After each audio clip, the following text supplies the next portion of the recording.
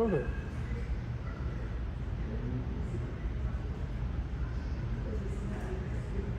Let's try to slow something, please.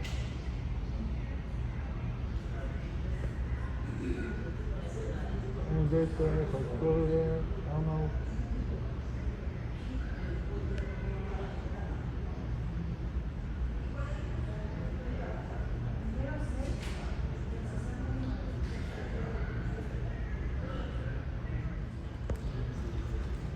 Listen.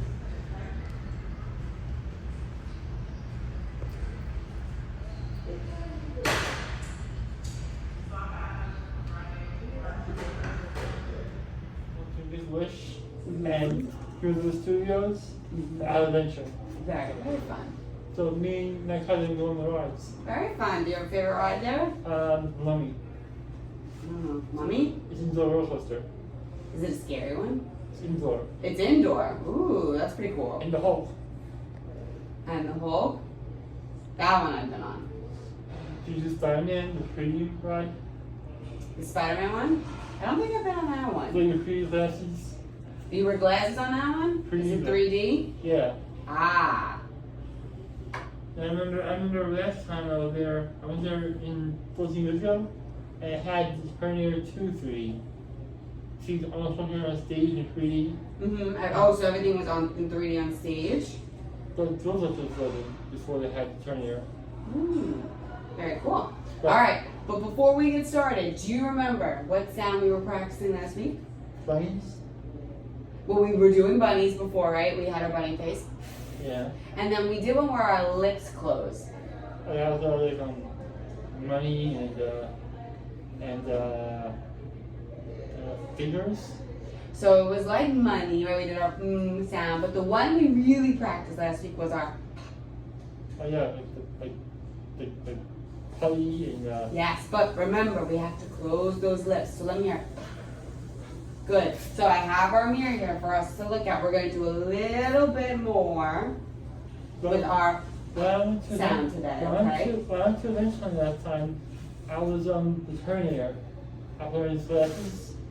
You wear glasses? And with this. And he keeps his lips together too, right? Arnold Schwarzenegger. I want all the pie. Oh, but what did we forget to do? I want all the pie. Good, again. I want all the pie. Better, one more time. I want all the pie. Better. If you eat all of them, you're sick. Yes, that usually is what happens. But we want to make sure when we do it, we're thinking about that sound and keeping those lips together. So, this is our long one. Before we do the whole sentence, I just want us to do our P words. So let's start with it. Pilot, put pie. Good again. Pilot, put pie. Pocket, plane. Good. Pilot, put pie. Pocket, plane. Again. Pilot, put Oh, go slow. put pie.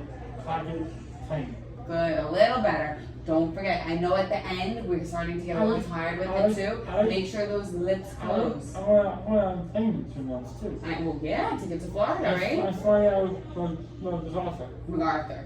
Then we get that one, our lips closed. MacArthur. Better. Good, ready? And I want to land in Fort Lauderdale. Fort Lauderdale is very nice. I've been there And I want to drive to Miami. Renting a car. How long is the drive? By plane, like 2 hours. By plane 2 hours. And then what about the drive from Fort Lauderdale to Miami? 8 hours. It is. I didn't realize how far it was. So I'm renting a car down there. Yeah. Oh, we gotta rent a car, right? I do this on days. And from the park to the hotel in a shuttle. Very nice. That'll be good though. Then that way you don't have to drive, someone else will drive. It's only half a mile away. Yeah, so it's close. Alright, ready? I'm going to the closest hotel from the park. Well, that would be the best, right? That way you can wake up and go straight there. But I have good breakfast there. And I bet they do. I bet it's a good breakfast, so. Like eggs and bacon. I love the continental breakfast at the hotels. You get anything you want. Okay, ready? So, our lips have to close. I want us just to do our P words. Pilot, put, pie, pocket, plane. Again. 11. You get some nice sleep then. So sometimes they watch TV from like 8 to 10. And I have to keep quiet for the TV. Yeah. So I don't do anything bad in trouble. I stay good. Yeah. So I'm in trouble. I don't scream or yell or anything. Well, that's I good. keep quiet so you hear TV. Yeah. And then you get to go to sleep? I use my headphones on the TV. Ah, I use those too, right? That way the whole house isn't as loud and it's just in your ears. Yes, only you hear it, no one else can. That's right. All right, you ready? Now, we got more P words. I don't want us to do the whole sentence, just our P words. And then do the whole sentence after that. That's right. So we're going to start. Pink. So pink. Pink. Pig. Hippo. Peace. Apple. Good. So these are tricky What do too. you say apple to eat? Well, I like apples. What's your favorite one? Ooh, that's a good I like the red one. I like the red ones, but I will eat the green ones sometimes. Red is delicious one. Ready? So these peas. Lies to his parents that it comes out in the middle of the night and tickles Chris for hours on end. It's crazy. It really is. There's a 33-year-old man named Christopher Morgillo from Mastic, New York, who traveled to Shreveport, Louisiana, at his brother's house on Cross Lake, where the Cross Lake monster lurks. Christopher lies to his parents. The monster comes out at night and tickles Christopher for hours on end. Christopher is with us here tonight. Let's give him a round of applause for this courageous man. It's not true. It's not really true. That is so funny. It's not true though. What happened? It's over. That's it. That's He it. didn't, It's over. he didn't show up, Christopher. I know. He backed We'll out. never know who he was now. We know who he is. He's sitting right here. Right, Oh, Chris? is that him? Well, then this that right here. him, Chris? Who's this? Chris, you didn't admit to it. What's your name? I just said his name's Chris. How you doing, Chris? What's your last name, Chris Mandela? Hey! Stop crying! Go to his crying. What's this one? What did he yell at The him? lush greenery of the Louisiana countryside. It was a welcome change of scenery for Christopher, who had grown weary of the concrete jungle of New York. As soon as Christopher arrived, he regaled AJ with tales of his adventures in New York, each one more fantastical than the last. AJ listened with a mixture of amusement and skepticism, knowing his brother's tendency to exaggerate. But he welcomed Christopher with open arms, eager to spend quality time with his sibling. The first night at AJ's house passed without incident. Christopher settled into the guest room, exhausted from his journey.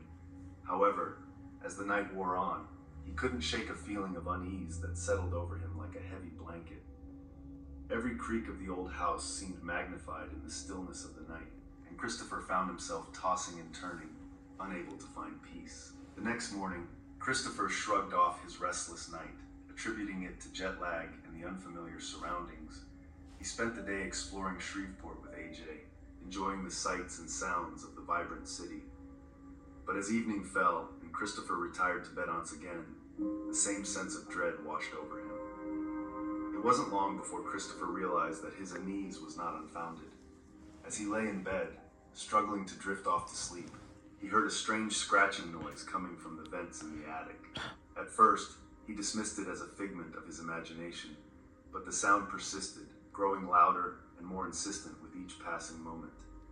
Suddenly, the scratching stopped, replaced by a low, guttural growl that sent shivers down Christopher's spine. He lay frozen in bed, unable to move as the sound grew closer and closer. Then, without warning, a dark shape slithered out of the vent and into the room. Christopher's heart pounded in his chest as he stared in horror at the creature before him. It was like nothing he had ever seen before. A monstrous being with glowing red eyes and razor-sharp teeth.